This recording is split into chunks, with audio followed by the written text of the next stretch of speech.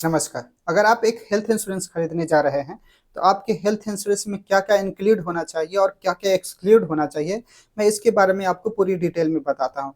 सबसे पहला होता क्या है कि आप जब भी हेल्थ इंश्योरेंस कराते हैं, तो उसका वेटिंग पीरियड इनिशियल सारी कंपनियों की सेम ही लगभग है।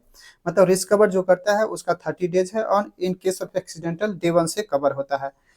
तो आपके इंश्योरेंस में वेटिंग पीरियड का ध्यान रखिएगा। दूसरा नो क्लेम बोनस। कंपनी क्या होती है, अगर आप कोई साल इंश्योरेंस कराते हैं और आपने कोई क्लेम नहीं किया है, तो नो क्लेम बोनस आपको मिलता है। मतलब अगर मान लें 5 लाख रुपए का आपने कोई हेल्थ इंश्योरेंस लिया है, अगर आपने एक इस साल क्लेम नहीं किया है, तो कंपनियां कोई कंपनियां 50% तक नो क्लेम बोनस देती है, कोई 25% तक देती है। मतलब वो कंपनी टू कंपनी डिपेंड करता है। उसके बाद होता है no limit on room rent. Room rent पे कोई लिमिट नहीं होना चाहिए, क्योंकि रूम रेंट पे लिमिट होगा तो आपको आपके जितने भी खर्चे होंगे वो रूम रेंट से रिलेटेड होता है। अगर उस पर कैपिंग होगी, मान लीजिए अगर रूम रेंट 5,000 तक का ही आप ले सकते हैं और आपने 10,000 का रेंट ले लिया है, तो बाकी के खर्चे आपको पैकेट से मैनेज करना पड़ेगा। तो वो इस बात का ध्यान रखिएगा। रेस्टोरेशन बेनिफिट होता है। रेस्टोरेशन बेनिफिट क्या होता है, जैसे मान लीजिए आपने 5 लाख रुपए का इंश्योरेंस लिया है और वो आपने 5 लाख रुपए यूज कर लिया। तो इस रेस्टोरेशन बेनिफिट से क्या होता है कि ऑटोमेटिक वो रेस्टोर हो जाता है, जितना आपने पॉलिसी लिया है उतने का रिस्टोर ऑटोमेटिक हो जाता है। आपके पॉलिसी में कोई को पेमेंट नहीं होना चाहिए।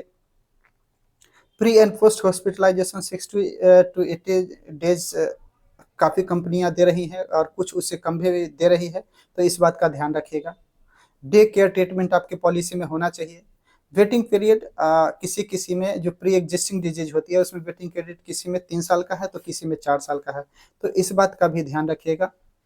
Consumable item charges should be included. मतलब जो आप पॉलिसी ले रहे हैं उसमें कंज्यूमेबल आइटम जैसे हैंड्स ग्लव्स हो गया, मास्क हो गया, कुछ जो एक ऐसे चीज़ है जो आपके पॉलिसी में कवर नहीं है, तो उसका भी ध्यान रखिएगा, नहीं तो वो आपको अलग से अपने पैकेट से बियर करना पड़ सकता है। आपके पॉलिसी में आयुष ट्रीटमेंट होना चाहिए।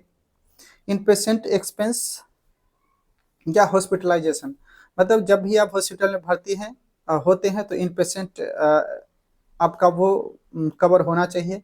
रूम रेंट पर रूम रेंट की लिमिट जो है वो तो मैंने आपको पहले ही बता दिया है, उस पर कोई कैपिंग नहीं होनी चाहिए।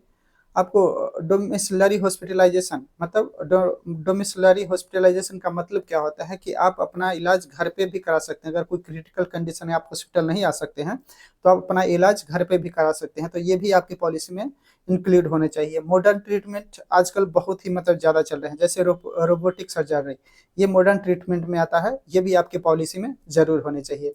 टेली कंसल्टेशन अनलिमिटेड होने चाहिए, क्योंकि टेली कंसल्टेशन में क्या होता है कि छोटे मोटे अगर कोई भी बीमारी होती है, अगर आप हॉस्पिटल नहीं जाना चाहें और घर से ही कॉल करके मेडिसिन प्रिस्क्रिप्शन डॉक्टर की सलाह लेकर के आप ले सकते हैं। रोड एम्बुलेंस आपकी पॉलिसी में कवर होने चाहिए। दूसरा, एयर एम्बुलेंस भी आपके पॉलिसी में होने चाहिए। और सबसे मेन इम्पॉर्टेंट है एनुअल हेल्थ चेकअप। मतलब ये सारे चीज़ मैंने एक मोटा मोटा आपको बता दिया है। जब भी आप हेल्थ इंश्योरेंस खरीदने जाए, तो इन सब चीज़ों का ख्याल जरूर रखें। बाय द वे, आपको हेल्थ इंश्योरेंस से रिलेटेड किसी भी प्रकार की जानकारी चाहिए तो आप हमारे चैनल के डिस्क्रिप्शन में दिए गए कॉन्टैक्ट नंबर पे कॉन्टैक्ट कर सकते हैं। हमारे द्वारा दी गई जानकारी अगर आपको अच्छी लगी है तो हमारे चैनल को लाइक करना और सब्सक्राइब करना ना भूलें। Thank you.